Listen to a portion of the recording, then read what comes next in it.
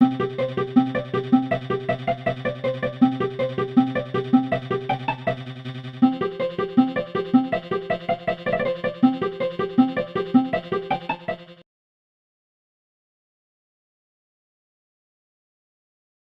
Symantec Internet Security Threat Report, we've just published our annual findings for the calendar year 2008. This is the first time we've published the report on an annual basis. Historically, we've published it semi-annually or quarterly, but this volume number 14th, is for the entire calendar year. This comes from real-world data as Symantec sees it, information that we gather from over 240,000 sensors around the globe in 200 countries. It comes from our anti-client side antivirus customers and individual users and corporations, about 130 million worldwide.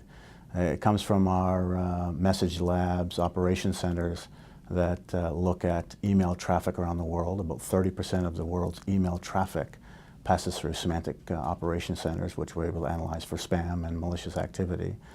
We also gather information about vulnerabilities through our vulnerability research of over 72,000 vulnerabilities from over 7,000 software vendors.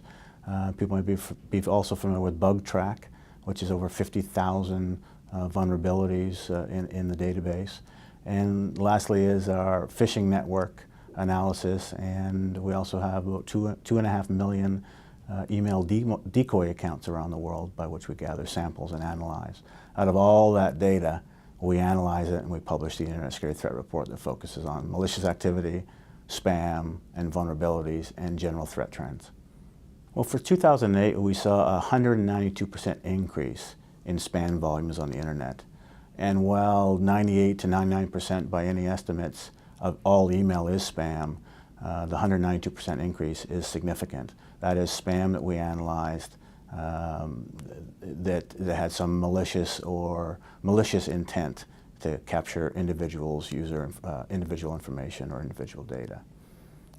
Although Canada is not a hotbed for spam, meaning that we rank about 13th on the worldwide list, less than 1% of the spam in the world comes from Canada. Due in part to, I think, good activities by the Canadian population. It's a very mature market, been connected to the internet for a long time with broadband or high-speed connections. Doesn't mean that Canada is far down the list, but there are many countries who generate a lot more spam worldwide than we do. I think Conficker is different in the sense that traditional threats typically flew above the radar, meaning that they were more easily detected. People knew that they were infected by something. I think Conficker is a good example of a threat that could affect a large population by any estimates, 1 million to tens of millions of users around the world. It gained widespread accolades in the sense that a large number of people were infected very quickly. If you look at where it is on the top, as Symantec sees them, the top threats, it would be number 13, so not even in the top 10, but if you look at it bubbled up to top 13, even though it was only introduced in November.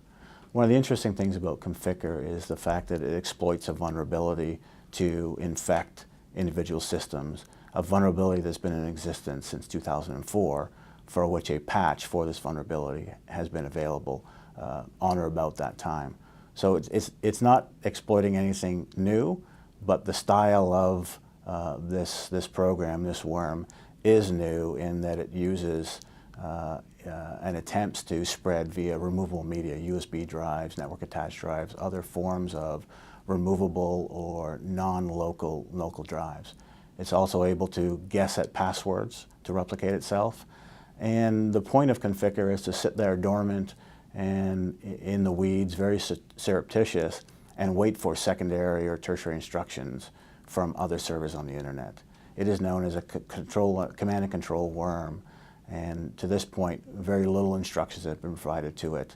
But the day that those instructions can be provided, its sole purpose is to cause havoc, steal confidential information, pass that confidential information to its attackers, which could be used for identity theft.